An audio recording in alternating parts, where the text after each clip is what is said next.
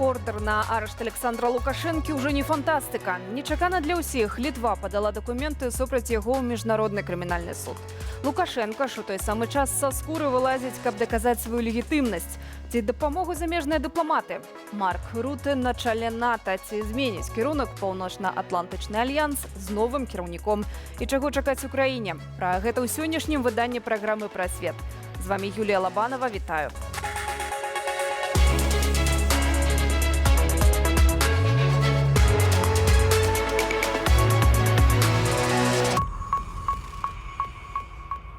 Літва заклікае краіны свету далучыцца, каб разам прыцягнуць Лукашэнку і ягоных памагатых да адказнасці за злачынствы супраць чалавечнасці.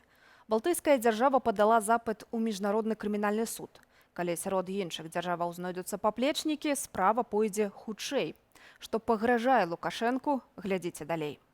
Цягнік Лукашэнкі ў Гагу рушыў. Галасы беларусаў пачутыя. Распачатая народным антыкрызісным управленнем справа дала плён. На падставе матэрыялаў, якія доўгі час збіралі праваабарончыя арганізацыі і каманда Паўла Латушкі, Літва скіравала ў міжнародны крымінальны суд запыт расследаваць злачынствы рэжыму Лукашэнкі.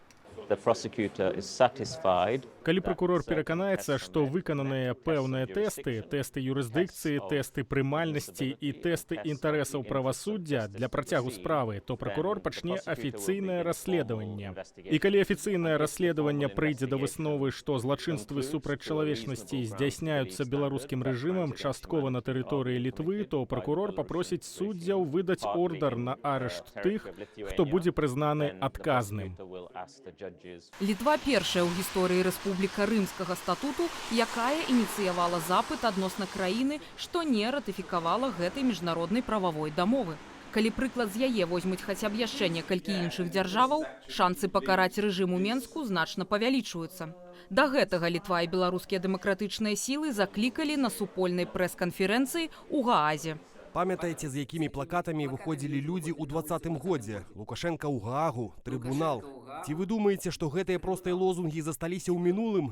Не, гэта твая будучыня, Лукашенка. Мы заклікаем усе дэмакратычныя краіны падтрымаць намаганні Літвы скарыстацца сваім правам 14-м артыкулам Рымскага статуту, зрабіць так, каб справядлівасць перамагла над непакаранасцю. Гэта хоча мець беларускі народ. Гэта тое, што аб'ядноўвае нас усіх, жаданне справядлівасці. Поўнае падтрыманне дзеянням Літвы выказала і Польшча. Wniosku rządu Litwy z 30 września do Międzynarodowego Trybunału. Мы згодныя з тым, што ёсць абгрунтаваныя падставы меркаваць, што рэжым Лукашэнкі мог учыніць злачынствы, вызначаныя ў статуце міжнароднага крымінальнага суда. Міністэрства замежных справаў разам з іншымі кампетэнтнымі органамі аналізавала гэтае пытанне, і гэты працэс будзе працягнуты. Мы з цікавасцю азнаёмімся з аргументацыяй літоўскага боку, што азначае поўнае падтрыманне літоўскага звароту Міністэрствам замежных справаў Польшчы. Што цяпер? Прокурор міжнароднага крымінальнага суда Карым Хан атрымлівае запыт на выдачу ордеру супраць Лукашэнкі і асобаў датычных да злачынстваў супраць чалавечнасці. Пастанову выдаць ордары ў дачыненні пэўных асобаў прымае ён. Калі Карым Хан пастановіць, што доказаў недастаткова, справа можа адкласціся, каб сабраць больш доказаў. Ёсць і варыянт, калі Карым Хан пакіне гэтае рашэнне на судовую калегію. У гэткім выпадку, імаверна, будзе некалькі пасяджэнняў, у выніку якіх пастановяць, супраць каго выдаваць ордары і ці выдаваць увогуле. Пасля гэтага, як толькі хтосьці з гэтых асобаў трапляе на тэрыторыю краіны, што ратыфікавала Рымскі статут і прыняла абавязкі аб выдачы, а гэта 125 краінаў, іх мусяць арыштаваць і перадаць міжнароднаму крымінальнаму суду. Ёсць шмат доказаў таго, што гэта меркаваныя злачынствы супраць чалавечнасці здзяйсняецца рэжымам Лукашэнкі. Таму натуральным следствам гэтага, вядома, могуць быць выдадзеныя ордары на арышт, або прынамсі прокурор спачатку звернецца ў калегію суддзяў, каб гэтыя ордары на арышт былі выдадзеныя. У чым менавіта вінаваціць Лукашэнку і ягоных памагатых? Дэпартацыя беларускага народу. Паводле леташняй справаздачы парламенцкай асамблеі Рады Еўропы і сёлетняй справаздачы ўправы вярхоўнага камісара ААН каля 300 тысяч беларусаў вымушана пакінулі радзіму. Пераслед беларусаў у выгнанні. Завочныя суды і пазбаўленне маёмасці на радзіме, пагрозы здароўю і жыццю людзей, выкарыстанне мовы нянавісці, пераслед сваякоў, немагчымасць атрымаць пашпарт за межамі ўласнай краіны. Конечно, я разумею, што гэты працэс можа заняць гады. І можа ніколі і не здарыцца так, што Лукашенко будзе сядзець у Гаагі. Гэта, канешне, вельмі прыгожыя словы і прыгожы малюнак. Але на сённяшні дзень гэта вельмі важны месседж не толькі Лукашенко, а ўсім дыктатарам, што злачынствы непрыемлемы, што злачынствы будуць пакараныя. Дыктатар і блізкі сябар Лукашэнкі Пуцін дакладна ведае, што значыць ордэр на арышт ад міжнароднага крымінальнага суда. Далей за Беларусь гаспадар Крамля падарожнічае неахвотна. Нядаўна асмеліўся на візіт у Манголію. Хоць на краіну і распаўсюджваюцца правілы рымскага статуту, там яго арыштаваць пабаяліся. Манголія залежыць ад расійскіх энерганосбітаў і, як патлумачылі прадстаўнікі дзяржавы, прытрымліваецца так званага палітычнага нейтралітэту. На іншым жа кантыненце, афрыканскім, а менавіта ў Паўднёва-Афрыканскай рэспубліцы, Пуціна наўпрост папрасілі больш не прыязджаць, іначай здадуць у Гаагу.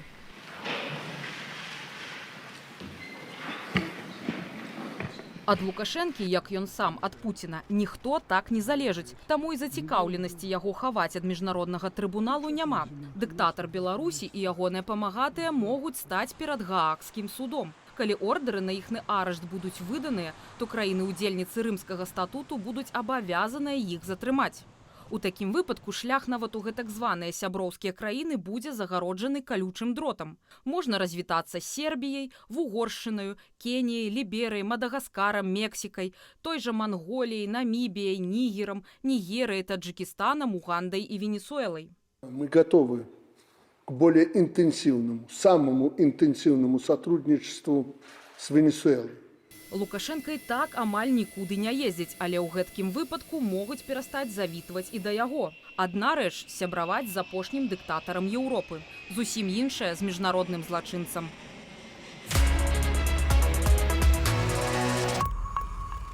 Абмяркуем тэму з намеснікам кіраўніка Народнага антыкрызіснага ўпраўлення, аналітыкам Арцёмам Бруханом. Вітаю вас. Добрый дзень. Цікава, як гэтая сітуацыя будзе развівацца на практыцы, як Лукашенка, які амаль не выязджае з краіны, можа быць арыштаваны і калі ён у перспектыве прадстане перад судом.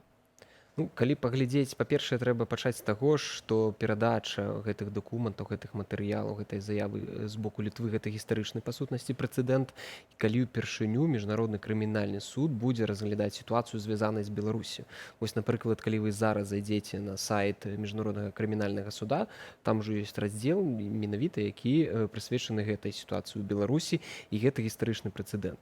Што тычыцца практычных крокаў, канешне ж, зразумела, што сёння Лукашенка, калі будзе прымаць рашэнне адправіцца ў тую ці іншую краіну, якая, напрыклад, будзе гатова яго прыняць, усё ж такі будзе разумець, што пагроза таго, што на яго выдадзены ордэр на арышт, што яго могуць затрымаць, яна існуе. І 10 разоў будзе ўзважаць, ці ехаць, ці не. І гэта будзе звужаць яго міжнародную суб'ектнасць. Нават такія сустрэчы, як з кіраўнікамі некаторых афрыканскіх краінаў, гэта ўжо можа быць пытанне для яго. То бок гэта поле для манёўру для яго звужае. І, напрыклад, сітуацыя, калі ён можа адправіцца ў нейкую краіну, яму дадуць дабро, каб ён прыехаў, але ён там можа быць затрыманы, ну, гэта заўсёды стварае для яго пагрозы і рызыкі. І, умоўна кажучы, гэта адна таксама з мэтаў вось гэтага кроку.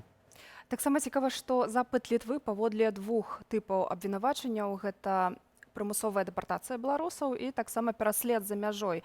Але ўсе беларусы памятаюць 2020 год, катаванне, затрыманне, збіцці. Пры якіх умовах Лукашенка зможа адказаць за гэтыя злачынствы? За тыя злачынствы, якія ён зрабіў на тэрыторыі Беларусі, ён зможа адказаць, калі ён прадстане пред судом, беларускім судом. Вось, таму што чаму мы зрабілі вось такі крок менавіта праз міжнародны крымінальны суд і гэтае пытанне разглядалі? Таму што Беларусь не ратыфікавала рымскі статут, і тыя злачынствы, якія робіць Лукашенка на сваёй тэрыторыі, нельга зрабіць на яго позву такім чынам. Было прынята рашэнне прапрацаваць падыходы, калі ён робіць трансгранічныя злачынствы.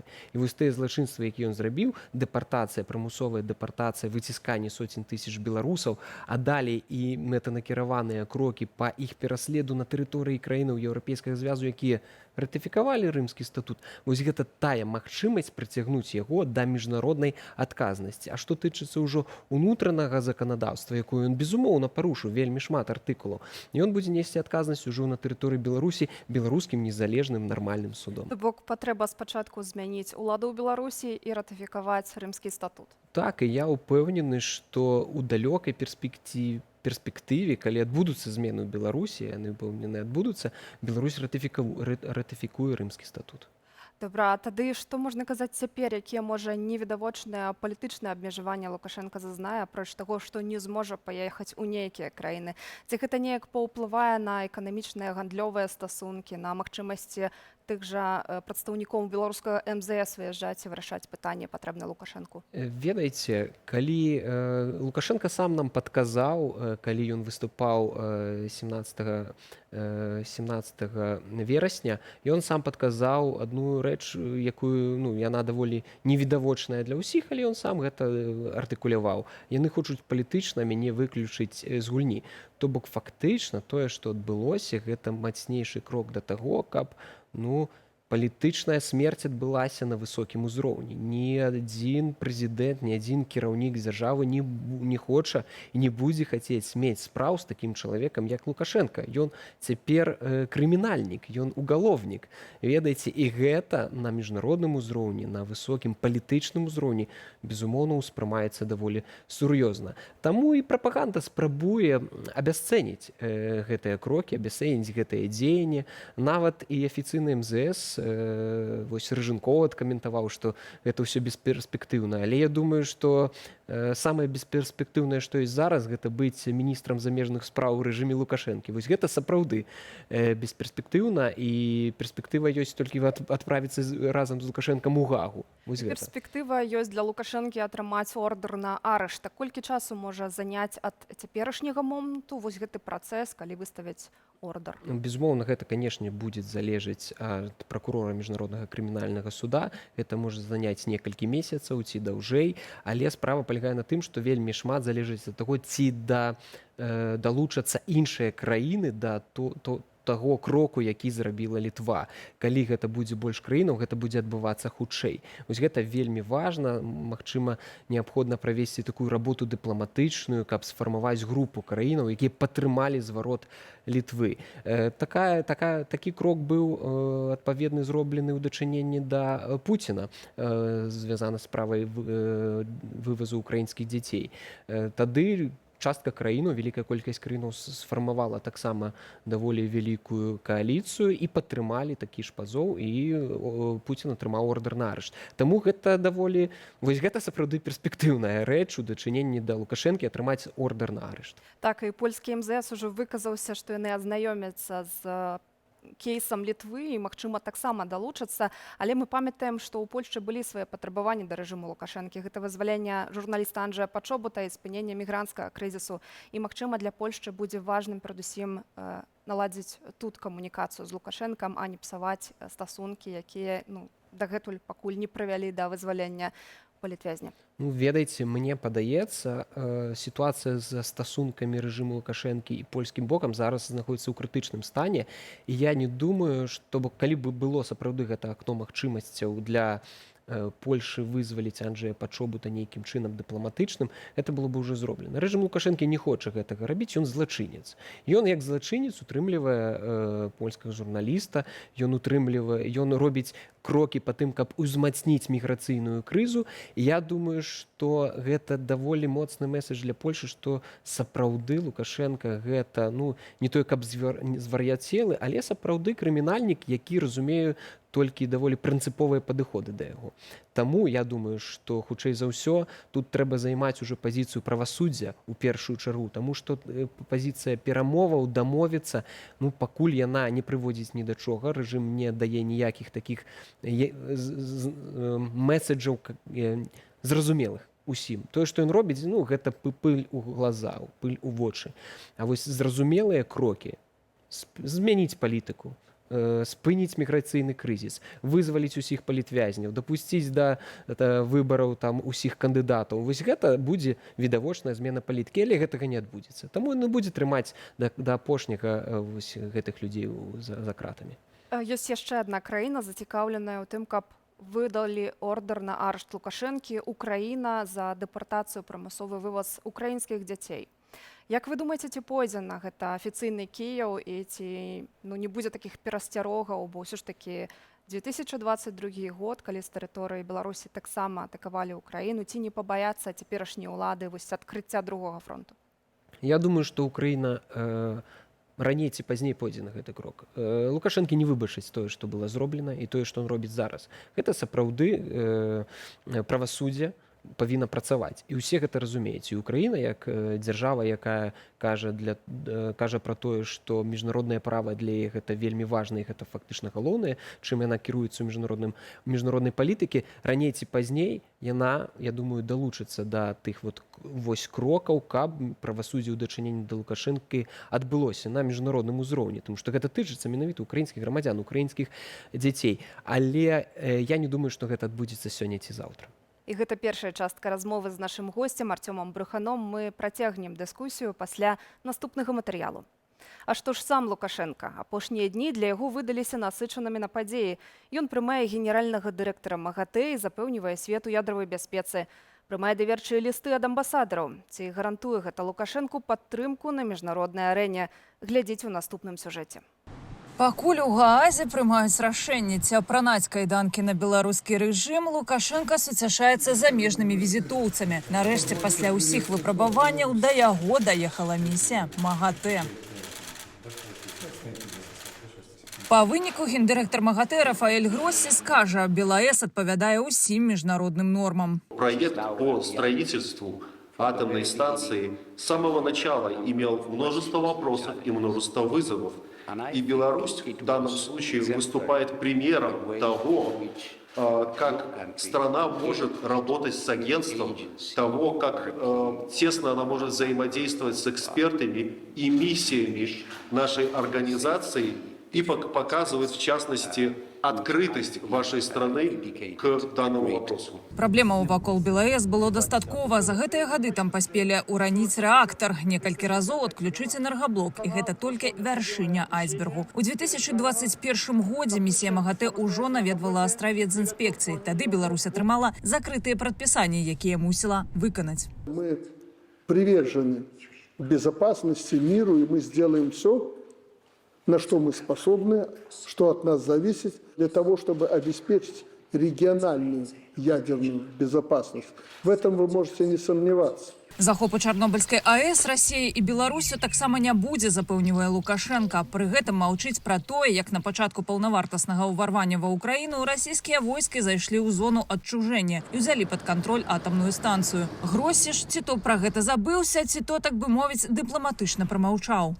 И для меня особенно отрадно услышать, что на самом высоком уровне, в данном случае на уровне главы государства, выражается самая серьезная приверженность к обеспечению ядерной безопасности. Насамрэч, гэтае пытанне цяпер галоўнае ў кантэксце вайны, якую Расія не без дапамогі Беларусі вядзе супраць Украіны. У руках акупацыйнай арміі застаецца Запорожская АЭС, дзе расейцы размяшчаюць ваенную тэхніку і нават зладзілі пажар на рэактары. Куды большае значэнне ў дадзеным кантэксту мае змененая ядравая дактрына Расіі, дзе дакладна прапісана: Расія мае права адказаць тактычнай ядравай зброі на любы акт агрэсіі супраць сябе і супраць Беларусі. Актам агрэсіі можа быць што заўгодна, нават беспілотнік. Біць будуць з тэрыторыі Беларусі, бо зброя менавіта тут. Вядома, што ў гэткі акт адплаты не застанецца без адказу, і Лукашенка гэта разумее. Таму візіт Гроссі менавіта цяпер толькі на руку беларускаму дыктатару. Гэта амаль астатні шанец выказацца. У Москве і у Вашингтоне могуць прыняць рашэнне пра нейкі там час Ч, а Беларусь просто гэта апынецца ўцягнутая безадносна ў всякіх рашэнняў Мінска. Таму, канечне, размяшчэнне расійскай ядернай зброі гэта не ядерная бяспека, а гэта, наадварот, ядерная небяспека для ўсіх беларусаў. Трымаць на сваёй тэрыторыі атамную электрастанцыю, пабудаваную на расійскія грошы, з расійскім абслугоўваючым персаналам, таксама небяспечная і падстава для шантажу. Я считаю, что она будет объектом шантажа в будущем при соответствующих условиях со стороны Путина и Росатома. Как и турецкая Акуя, которая тоже на этих же условиях строится. Почему Эрдоган этого не понимает, я не знаю. МАГАТЭ – кантралюючы орган, і гэткія акалічнасці арганізацыю не цікавяць. Не цікавяць яны і Лукашэнку, прынамсі пакуль. Залежнасць ад Расіі настолькі моцная, што павярнуць назад ужо няма шансаў. Ёсць куды больш прыемныя справы. Напрыклад, распіць кубачак шампанскага з замежнымі амбасадарамі.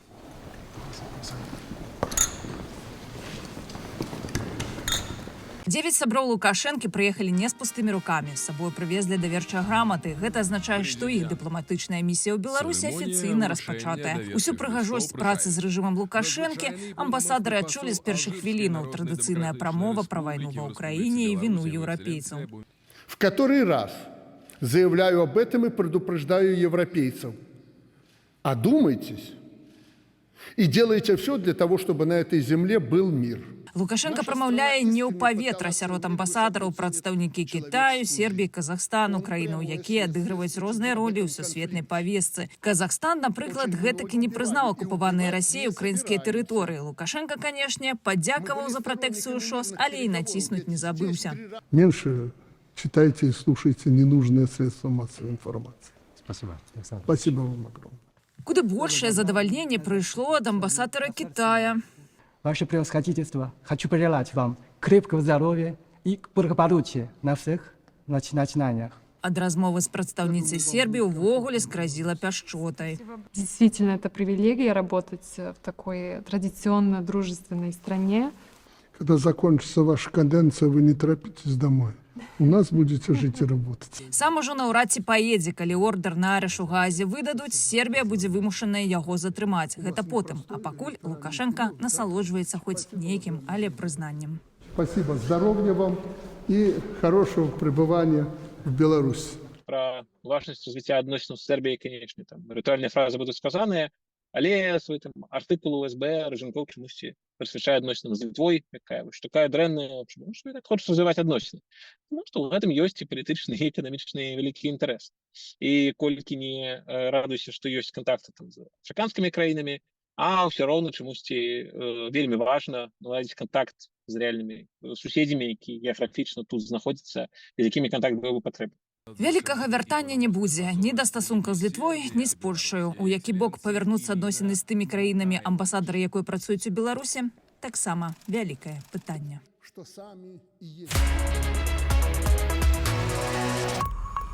Як бачым, Лукашенко сустракаецца з дыпламатамі, ён публічна не выказваецца пра тое, што Літва падала запыт у міжнародны крымінальны суд.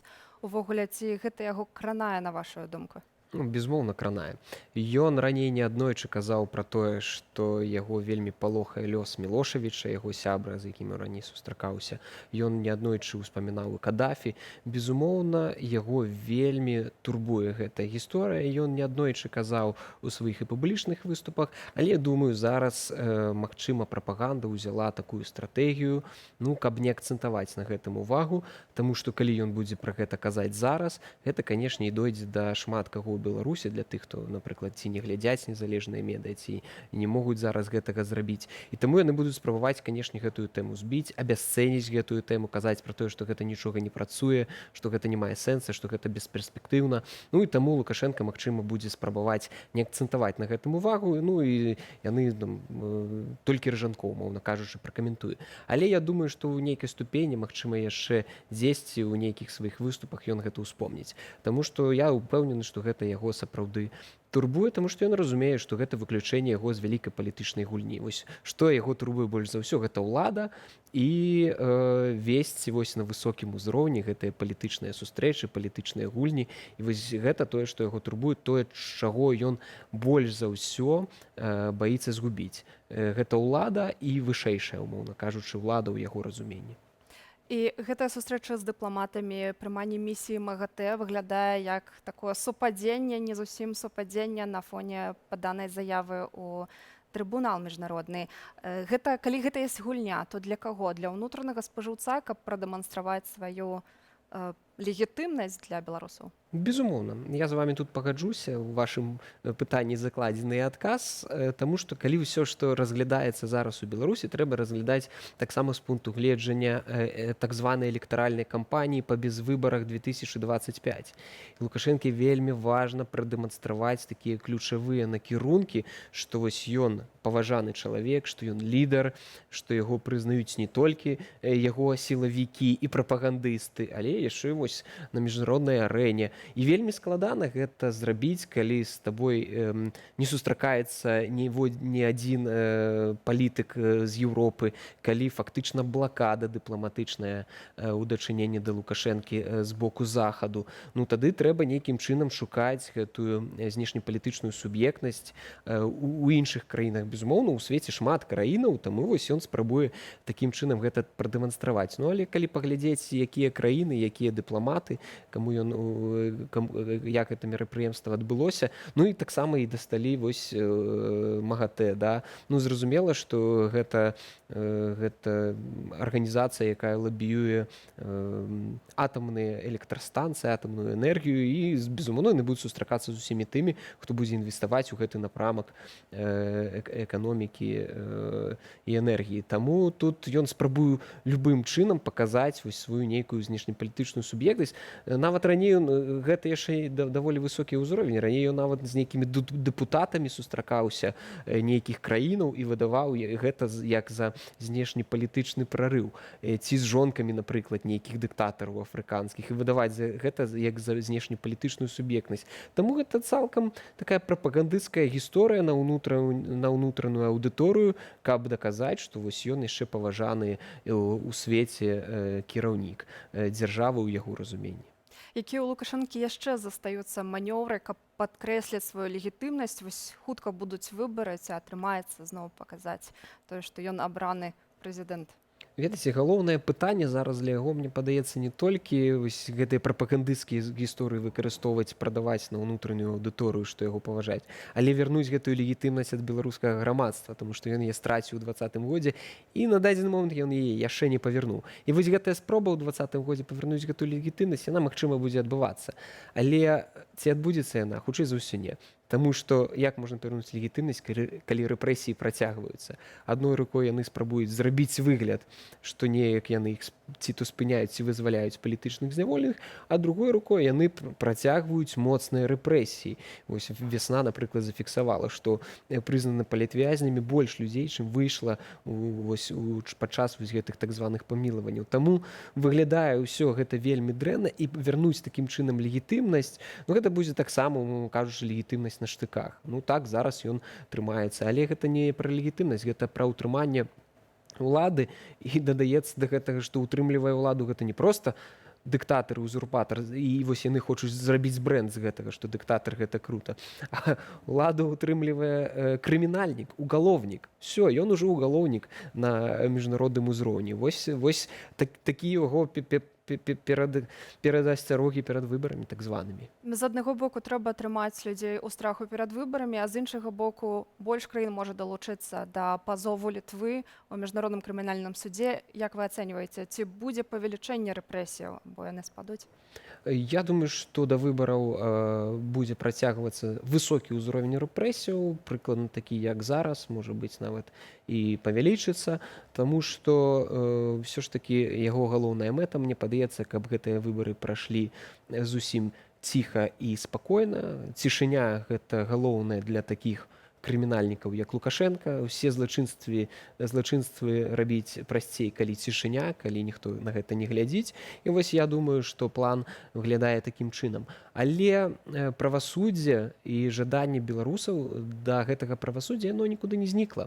Ну, то бок у 2020 годзе людзі выходзілі на вуліцы і казалі трыбунал і Гага, і вось хтосьці думаў, што гэта ўсё такія жарты, але то гэта не жарты, ён сапраўды зрабіў вельмі моцныя злачынства, ён спрычыніўся, ён арганізаваў іх у складзе, ну, фактычна злачыннай групоўкі, такія як там Карпянкоў, да, такія як Караеў. Ну, вось гэтыя людзі, яны зафіксавана фактычна, што гэта ўжо злачынцы і крымінальнікі. Ужо астатняя номенклатура, яна можа думаць, таму што, ну, фактычна ёсць групоўка людзей, якая, ну, разумее, што яна робіць. Яна робіць міжнароднае злачынства, прымусовая дэпартацыя і пераслед людзей на тэрыторыі іншых краін. І гэта ўсё яшчэ падаграецца прапагандай, там, рознымі азаронкамі і мукавозчыкамі. І вось гэта людзі, якія разумелі, што яны робяць ад пачатку да канца. Ну, фактычна, пераслед групы людзей па палітычных поглядах і ўнутры краіны, і за межамі краіны.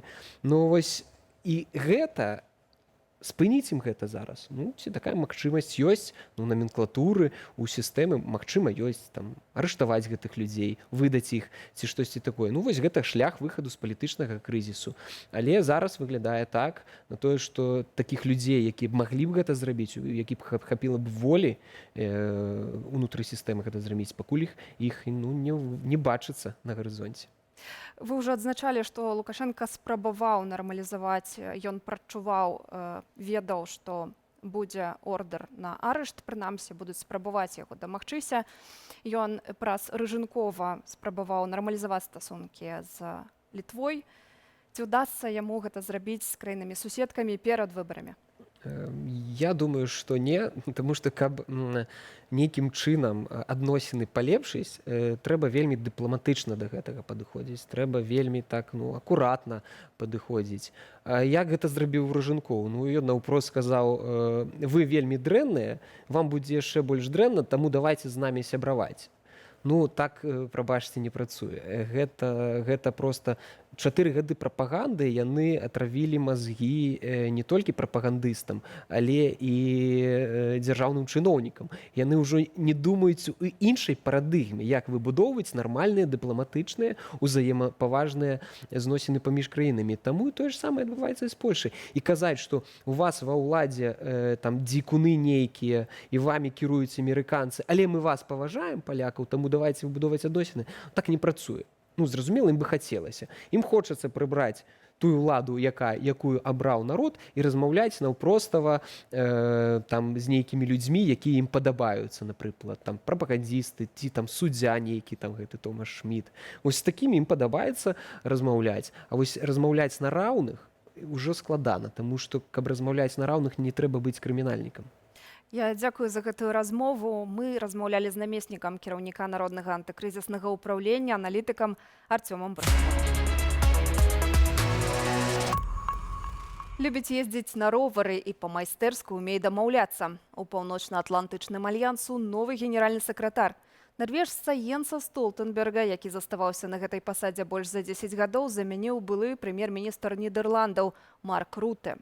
Паміж былым і новым кіраўнікамі шмат падобнага. Праўда, умовы, у якіх пасаду прымае Руты, моцна адрозніваюцца ад тых, у якіх НАТО пачынаў кіраваць Столтенберг. Якія галоўныя выклікі прымае на сябе Марк Руте і чаму менавіта яго абралі на гэтую ролю у нашым матэрыяле. Дарагі Марку, прымі, калі ласка, гэты спецыяльны малаток і дазволь мне запрасіць цябе заняць фатэль старшыні Паўночна-Атлантычнай рады.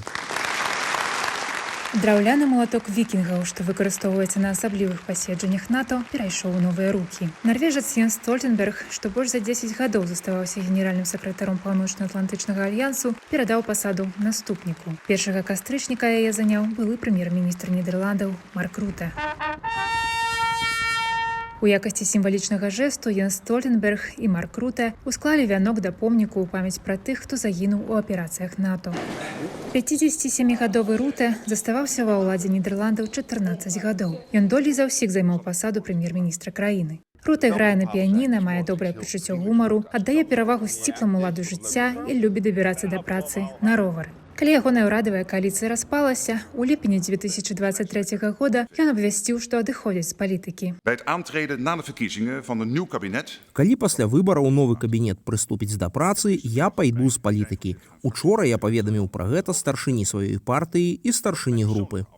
Праўда, неўзабаве Руте перадумаў і выказаў зацікаўленасць у тым, каб стаць пераемнікам Стольтенберга на чале НАТО. Большасць лідараў, якіх яму давялося скіляць на свой бок, палітык добра ведаў яшчэ як прэм'ер-міністр. Палітычны досвед, майстэрства кампрамісаў і паслядоўнае падтрыманне Украіны ў вайне з Расіяй дапамаглі яму здабыць ухвалу большасці краінаў НАТО, у тым ліку ключавых США, Вялікай Брытаніі, Нямецчыны і Францыі. Кандыдатуру нідерландца яшчэ 18 чэрвеня публічна падтрымаў сам Стольтенберг. Я лічу, што Марк Руте вельмі моцны кандыдат. У яго вялікі досвед як прэм'ер-міністра. Ён мой блізкі сябар і калега. Таму я цвёрда веру, што вельмі хутка альянс вызначыцца з маім пераемнікам, што будзе добра для ўсіх нас, для НАТО і для мяне таксама. Сапраўды, Йенс Стольтенберг і Марк Руте блізкія ў поглядах. Паміж былым і новым кіраўнікамі альянсу шмат падобнага. Адна з прычынаў, чаму быў абраны Марк Руте дзеля дасягнення кансэнсусу ўнутры альянсу, у тым, што ён мае шмат тых жа якасцяў, што і генеральны сакратар Столтенберг. Гэта здольнасць дасягаць згоды і працаваць з рознымі палітычнымі фракцыямі з абодвух бакоў Атлантыкі, ды паходжанне з краіны, што не мае асаблівага геаграфічнага значэння, але прыўносіць еўрапейскую перспектыву. Разам з пасадай генеральнага сакратара Паўночна-Атлантычнага альянсу Марк Руте пераймае і шэраг маштабных выклікаў. Ад вызначэння амбіцыяў НАТО і супрацьдзеяння Кітаю да ўмацавання ўсходняга флангу альянсу. Адным з выклікаў лічыцца і магчымае вяртанне ў амерыканскі прэзідэнцкі фатэль Дональда Трампа, вядомага правакацыйнымі заявамі ў бок НАТО. Маўляў, США не будзе абараняць краінаў, што не плацяць альянсу 2% свайго ВУП. Руте адказвае, што, маўляў, не хвалюецца наконт вынікаў выбараў і робіць дыпламатычны рух у бок абаіх магчымых прэзідэнтаў. Я вельмі добра ведаю абаіх кандыдатаў. Я 4 гады працаваў з Дональдам Трампам. Ён быў тым, хто падштурхоўваў нас выдаткоўваць больш, і ён дасягнуў гэтага. Ён таксама штурхаў нас да справаў Кітаю, і я думаю, у гэтым ён меў рацыю. Вядома, Камала Харрыс мае фантастычныя вынікі як віцэ-прэзідэнтка. Яна вельмі паважаная лідарка, таму я магу працаваць з абаімі, якім бы ні быў вынік выбараў.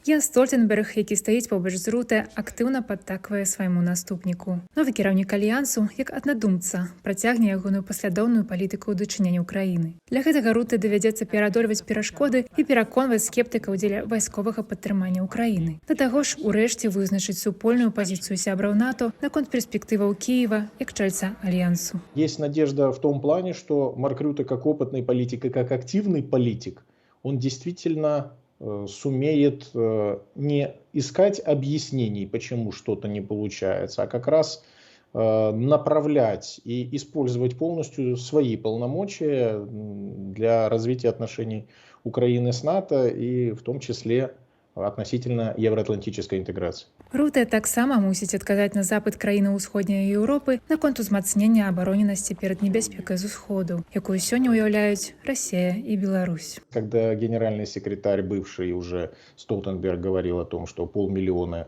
000 персонала военного находится в постоянной готовности, то очевидно, что вот этот вот момент усиления боевой готовности тоже никуда не денется, и новому генеральному секретарю в том числе тоже придется преодолевать сопротивление по финансированию, поскольку необходимых 2% только 10 стран до сих пор выделяют из членов НАТО, по переходу на военные рельсы, видимо, конечно же, альянс полностью не перейдет, но по переходу вот на стадию более высокой готовности к войне. Свет, у якім на пасаду генеральнага сакратара НАТО прыходзіць Марк Руте, моцна адрозніваецца ад свету, у якім у 2014 годзе гэтую ролю ўзяў на сябе Стольтенберг. Адбылося так шмат зменаў, палітычных зменаў з абодвух бакоў Атлантыкі. Яшчэ і вайна ў Еўропе, шматлікія крызісы, перадусім на Блізкім усходзе. НАТО перайшло ад таго, што прэзідэнт Макрон аднойчы назваў бесталковым, да альянсу, які займае месца ў цэнтры стратэгічных дэбатаў. Я лічу, гэта надзвычай важна, бо гэта альянс не толькі вайсковых аперацыяў, але і палітычны. Цяпер генеральны сакратар НАТО мусіць прыстасавацца да новай для сябе краіны і новага офісу ў Брусэлі, набірацца да якога яму хутчэй за ўсё прыйдзецца на аўце з кіроўцам.